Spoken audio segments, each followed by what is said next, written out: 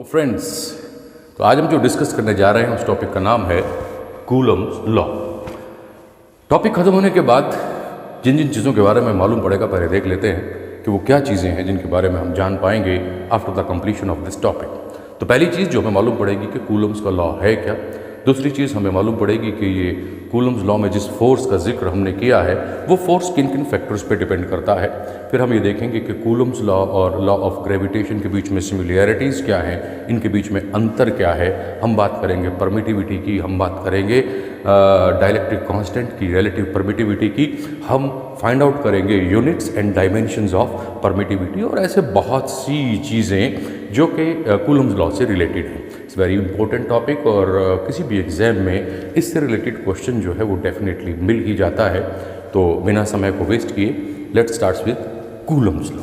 तो देखिए, सबसे पहली बात तो ये कि ये कूलम्स लॉ जो है इसका कोई डेरिवेशन एज सच नहीं है, एक्सपेरिमेंटली प्रूफ लॉ है। कूलम ने अलग अलग चार्जेस को अलग अलग डिस्टेंसेस पे रख के ये फाइंड आउट किया कि किस प्रकार से जो है हम फाइंड आउट कर सकते हैं कि अलग अलग चार्जेस पे कितने कितने फोर्सेस जो हैं वो लगेंगे। और उसने ये एक्सपेरिमेंट्स बार बार किए और इन एक्सपेरिमेंट्स को करने के बाद उसने जो फाइनल कंक्लूजन निकाला उसके बेस पे उसने ये लॉ ड्राइव किया। तो सबसे पहली चीज़ उसने जो नोट की वो ये की कि दो चार्जेस के बीच में फोर्स ऑफ अट्रैक्शन या फोर्स ऑफ रिपल्शन जो होता है वो डायरेक्टली प्रोपोर्शनल होता है to the product of charges. मतलब मान लीजिए कि दो चार्जेस हमारे पास हैं, एक Q1 है और एक Q2 है। ये दोनों के दोनों पॉजिटिव हैं। इनके सेंटर से सेंटर के बीच की दूरी r के बराबर है। जो फोर्स ऑफ रिपल्शन लगेगा that will be directly proportional to the product of charges. अगर ये प्रोडक्ट ज़्यादा होगा तो फोर्स ज़्यादा लगेगा, ये प्रोडक्ट कम आएगा अगर तो फोर्स भी कम होगा। तो पहली चीज़ तो ये बनी। दूसरी चीज़ जो उसने हमें बताई कि ये जो फोर्स है this will be inversely proportional to the square of distance between their centres. इनके सेंटर्स के बीच में जो डिस्टेंस है उस डिस्टेंस के ये इन्वर्सली प्रोपोर्शनल होता है। ये दूसरी चीज़ जो कूलम ने हमें बताई। और कूलम ने ये भी कहा कि ये जो फोर्स है ये डिपेंड करता है कि हमारे चार्जेस किस मीडियम में पड़े हैं। अगर हमारे चार्जेस दो सेम डिस्टेंस पे अलग अलग मीडियम में पड़े होंगे तो उन पर फोर्सेस भी जो हैं वो अलग अलग लगेंगे। इन दोनों को अगर मैं कंबाइन कर देता हूँ तो see what I am getting. इन दोनों फैक्टर्स को अगर मैं कंबाइन करता हूँ तो मुझे मिलता है कि F is equal proportional to Q1 Q2 upon R square. I am getting this particular thing. या मैं ये कह सकता हूँ कि F is equal to C Q1 Q2 upon R square. यहाँ ये जो C है ये है कांस्टेंट ऑफ प्रोपोर्शनैलिटी। इसे हम नाम दे देते हैं कूलम्स कांस्टेंट का। इसे हम कहते हैं कूलम्स कांस्टेंट। अगर मैं SI सिस्टम की बात करूं तो SI सिस्टम में ये जो C है इसकी वैल्यू आती है 9 × 10⁹ या हम इसको 1/4 पाई एप्सिलॉन नॉट के बराबर भी लिख देते हैं। तो SI सिस्टम में C का जो वैल्यू है वो है 9 × 10⁹ या हम इसको 1/4 पाई एप्सिलॉन नॉट के बराबर भी लिख देते हैं। आप कहेंगे साहब ये एप्सिलॉन नॉट क्या चीज़ है। एप्सिलॉन नॉट जो होता है इसे हम कहते हैं permittivity of free space. Permittivity of free space. तो this is the name of epsilon naught. तो एप्सिलॉन नॉट क्या है? ये है परमिटिविटी ऑफ फ्री स्पेस। आप कहेंगे साहब ये परमिटिविटी ऑफ फ्री स्पेस से क्या मतलब हुआ, इसके बारे में तो हमें मालूम नहीं। तो देखिए, अगर हम वर्ड परमिटिविटी को गौर से देखें तो कहीं ना कहीं ये वर्ड जो है परमिशन से जुड़ा हुआ है। तो ये वर्ड जो है परमिशन से जुड़ा हुआ है। परमिटिविटी के कॉन्सेप्ट को समझने के लिए एक छोटा सा एग्जाम्पल लेते हैं। मान लीजिए क्लास में 40 बच्चे बैठे हैं। फर्स्ट पीरियड में एक टीचर आता है और उसकी उपस्थिति में बच्चे जो है क्लास के बहुत शोर मचाते हैं। सेकंड पीरियड की घंटी बजती है। सेकंड पीरियड की घंटी बजने पे दूसरा टीचर आता है। दूसरे टीचर की प्रेजेंस में अब शोर कम मचता है। तीसरे पीरियड के अंदर एक और टीचर आ जाता है। तीसरे पीरियड टीचर की प्रेजेंस में तो शोर मचता ही नहीं है। यानी तीनों टीचर आए, क्लास वही थी, सबने अलग अलग परमिशन दी शोर मचाने की। सिमिलरली यही कॉन्सेप्ट हम चार्जेस में लगाएंगे। हो सकता है चार्जेस एयर में पड़े हों आर दूरी पे, हो सकता है चार्जेस पानी में पड़े हों आर दूरी पे, हो सकता है चार्जेस केरोसिन में पड़े हों आर दूरी पे। मीडियम चेंज कर दिया, चार्जेस भी वही थे, उनके बीच का डिस्टेंस भी वही था, लेकिन अलग अलग मीडियम अलग अलग परमिशन देगा कि साहब अगर आप मेरे में इतनी पर्टिकुलर डिस्टेंस पे पड़े हैं तो आप एक दूसरे पे इतना ही फोर्स लगा सकते हैं। तो एब्सोल्यूट परमिटिविटी का मतलब क्या हुआ? Permittivity of free space. Permittivity of free space का मतलब कि हमारे चार्जेस या तो वैक्यूम में पड़े हैं या फिर हमारे चार्जेस एयर में पड़े हैं। तो ये एप्सिलॉन नॉट जो है ये हुई परमिटिविटी। अब मान लीजिए पानी में पड़े हैं हमारे चार्जेस, यानी हवा में नहीं है, तो हम लिखेंगे F is equal to 1, F is equal to what? F is equal to 1, F is equal to 1 upon 4 pi epsilon m, permittivity of medium जो कि वाटर है, Q1 Q2 upon R square. तो यहाँ पे अब हमें परमिटिविटी जो लेनी है वो किसकी लेनी है? वो वाटर की लेनी है कि वाटर में अगर आर दूरी पे दो चार्जेस Q1 Q2 पड़े हुए हैं तो वो कितना एक दूसरे पे फोर्स लगा रहे हैं। तो दो चीज़ें हमारे पास आई कि अगर तो मीडियम में पड़े हैं, अगर तो मीडियम में पड़े हैं किसी जैसे कि वाटर, तो फार्मूला ये है, और अगर एयर या वैक्यूम में पड़े हैं तो फार्मूला जो होगा वो होगा 1/4 pi epsilon naught. Epsilon naught है परमिटिविटी ऑफ वैक्यूम या free space upon R square into ऊपर Q1 इंटू Q2। तो ये मीडियम के लिए फार्मूला हो गया, ये एयर के लिए हो गया। मान लीजिए इसको मैं FM से डिवाइड कर दूं तो what I am getting 1/4 pi epsilon m, 1/4 pi epsilon m Q1 Q2 upon R square. 4 pi cancel, Q1 Q2 R square से आर स्क्वायर कैंसिल, तो we are left with epsilon m upon epsilon naught. We are left with epsilon m upon epsilon naught. ये जो ratio है ये भैया किसकी ratio आई? ये रेशियो आई permittivity of medium to permittivity of free space. Permittivity of medium to permittivity of free space. इस रेशियो को एक नाम दिया, एक या दो नाम दिए। एक नाम दिया हमने dielectric constant, dielectric constant. ये तो हो गया पहला नाम डाई इलेक्ट्रिक कांस्टेंट, या हम इसको रिलेटिव परमिटिविटी भी कह देते हैं। हम इसको रिलेटिव परमिटिविटी भी कह देते हैं, रिलेटिव परमिटिविटी भी कह देते हैं। अगर मैं इसको डाइलेक्ट्रिक कांस्टेंट कहता हूँ, अगर मैं इसको डाइलेक्ट्रिक कांस्टेंट कहता हूँ तो इसका सिंबल होता है K, और अगर इसको मैं रिलेटिव परमिटिविटी कहता हूँ तो इसका सिंबल होता है एप्सिलॉन R। तो डाइलेक्ट्रिक कांस्टेंट है तो सिंबल जो है वो है K। डाइलेक्ट्रिक कांस्टेंट अगर मैं कहता हूँ तो सिंबल जो है वो होता है K, और अगर रिलेटिव परमिटिविटी कहता हूँ तो सिंबल होता है एप्सिलॉन R। तो इसका मतलब ये हुआ कि अगर मैं डिफाइन करना चाहूँ व्हाट इज डाइलेक्ट्रिक कांस्टेंट, तो यहाँ से देखें epsilon m upon epsilon naught. Permittivity of medium to permittivity of free space, that is called what? That is called dielectric constant. या what is relative permittivity? Permittivity of medium upon permittivity of free space, that is called relative permittivity.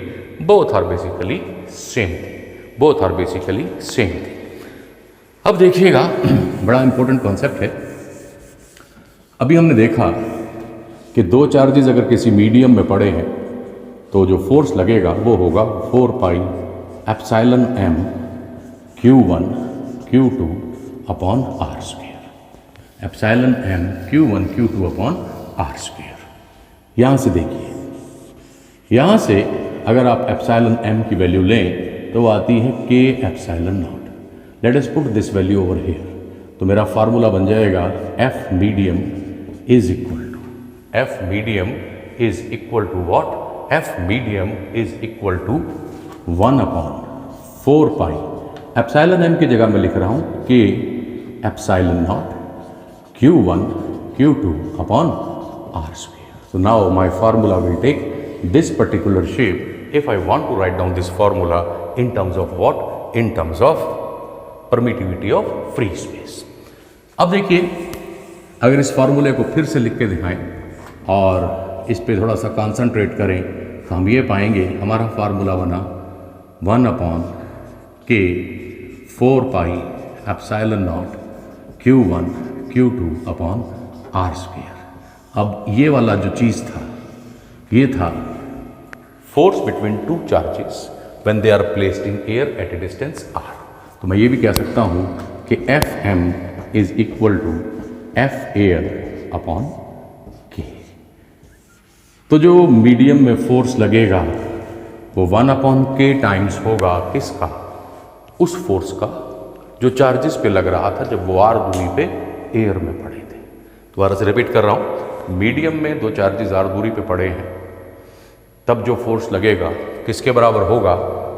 1/k times of that force जो तब उन पे लग रहा था when they were lying in air at a distance r। अब जैसे k water के लिए जो होता है, यानी वाटर का डाइलेक्ट्रिक कांस्टेंट वो 81 होता है। पानी के लिए k की वैल्यू 81 है। तो दो चार्जेस अगर r दूरी पे पानी में पड़े हैं तो उन पर फोर्स जो लगेगा वो क्या होगा? 1/81 times of that force which was acting on them when they were placed in air at a distance r। जब वो हवा में पड़े थे r दूरी पे, तब जितना फोर्स लग रहा था उस फोर्स का 1/81 टाइम्स अगर वो पानी में भी r ही दूरी पे पड़े हैं। तो देखिए, ऑब्वियसली हम ये कह सकते हैं कि जैसे ही दो चार्जेस को एक मीडियम से दूसरे मीडियम में ले जाया जाता है या एयर से किसी दूसरे मीडियम में रखा जाता है, एयर से उठाकर किसी दूसरे मीडियम में रखा जाता है, तो उन पे लगने वाला फोर्स जो है वो कम हो जाता है। एक एग्जांपल लेके चलते हैं। नमक आप सब लोगों ने देखा है, NaCl। NaCl नमक का फॉर्मूला होता है, यानी नमक में दो आयन हैं, एक पॉजिटिव है और एक नेगेटिव है। Na positive, Cl negative. अब ये दोनों आयन्स में अपोजिट चार्जेस हैं, फोर्स ऑफ अट्रैक्शन इनके बीच में लगा हुआ है। एयर में नमक जो होता है वो सॉलिड फॉर्म में होता है। जैसे ही हम एयर से उठाकर नमक को पानी में डालते हैं, सॉलिड खत्म हो जाता है, नमक पानी में घुल जाता है। क्यों घुल जाता है? Na पॉजिटिव और Cl के बीच में जो फोर्स एयर में था वो पानी में जाने पर 1/81 टाइम कम हो जाता है, जिसके लिए Na पॉजिटिव और Cl एक दूसरे से अलग हो जाते हैं और पानी में घुल जाते हैं। अब वो सॉलिड फॉर्म में नहीं रहते हैं। तो ये बात हुई किसकी? सॉरी, ये बात हुई एप्सिलॉन नॉट यानी परमिटिविटी, रिलेटिव परमिटिविटी या डाइलेक्ट्रिक कांस्टेंट की। एक बार फिर से ब्रीफ कर रहा हूँ कि डाइलेक्ट्रिक कांस्टेंट होता है permittivity of medium upon permittivity of vacuum और फ्री स्पेस।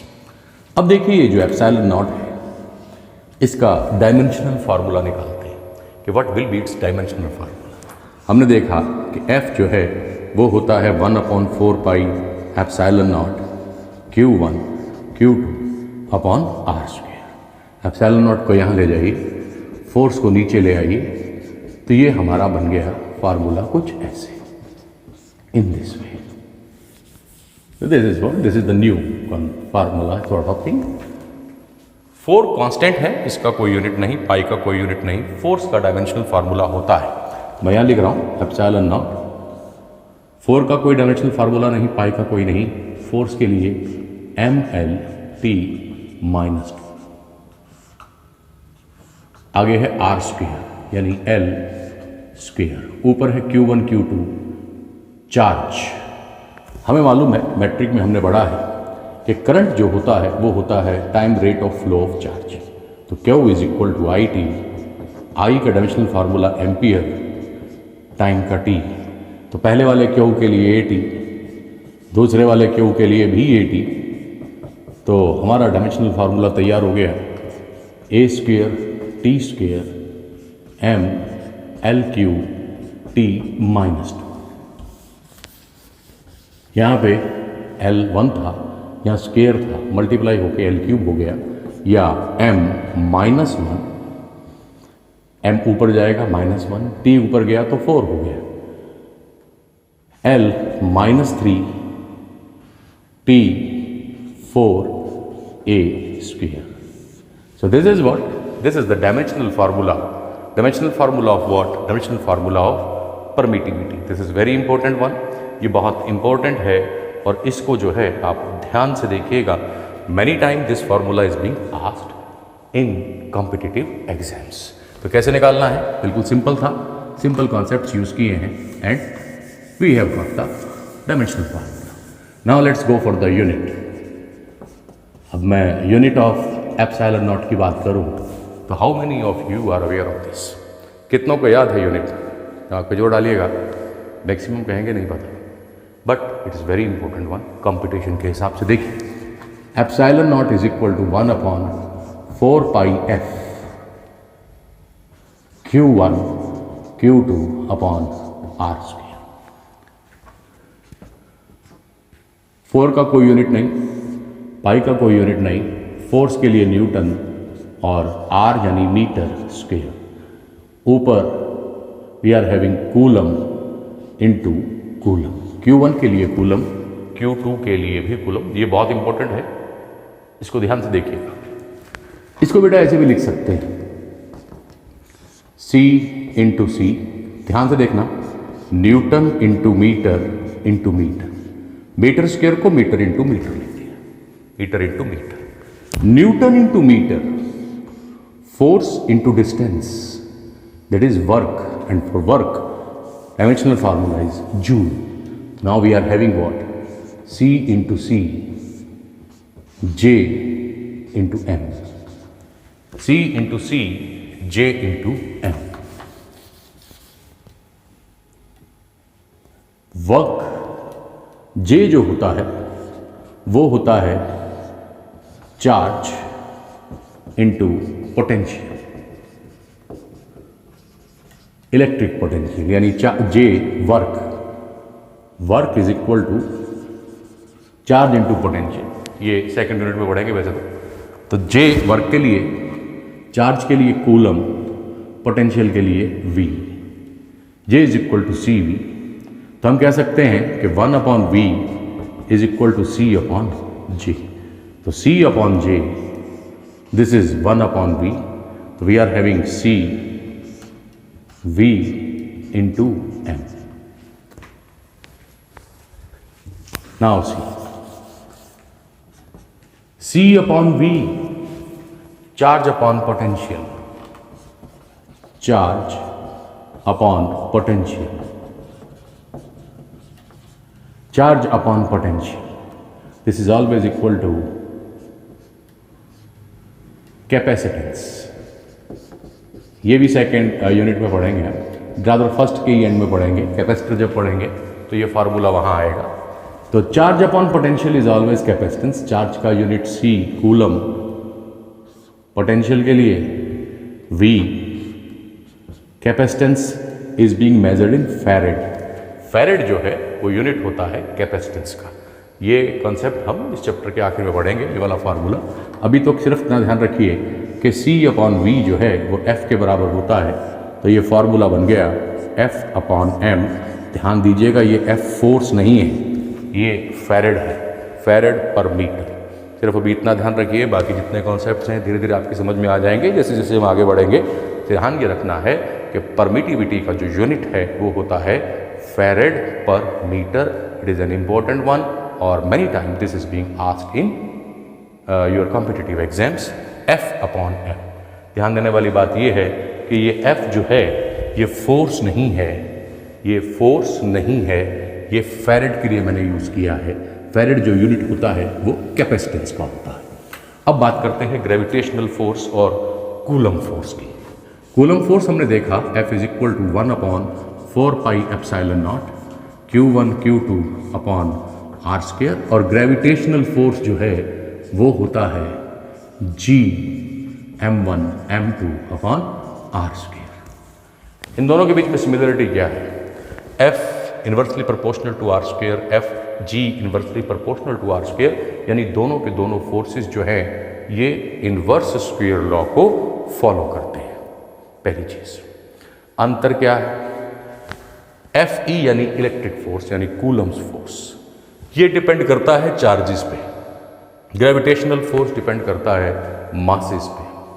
दूसरी चीज, ये जो कूलम फोर्स है ये मीडियम की नेचर पे डिपेंड करता है। अलग अलग मीडियम में चार्जेस को अगर सेम दूरी पे रखा जाए तो उन पे अलग अलग फोर्स लगेगा, क्योंकि परमिटिविटी हर मीडियम की अलग है। ग्रेविटेशनल फोर्स मीडियम पे डिपेंड नहीं करता है, इसकी वैल्यू सभी मीडियम्स में सेम रहती है।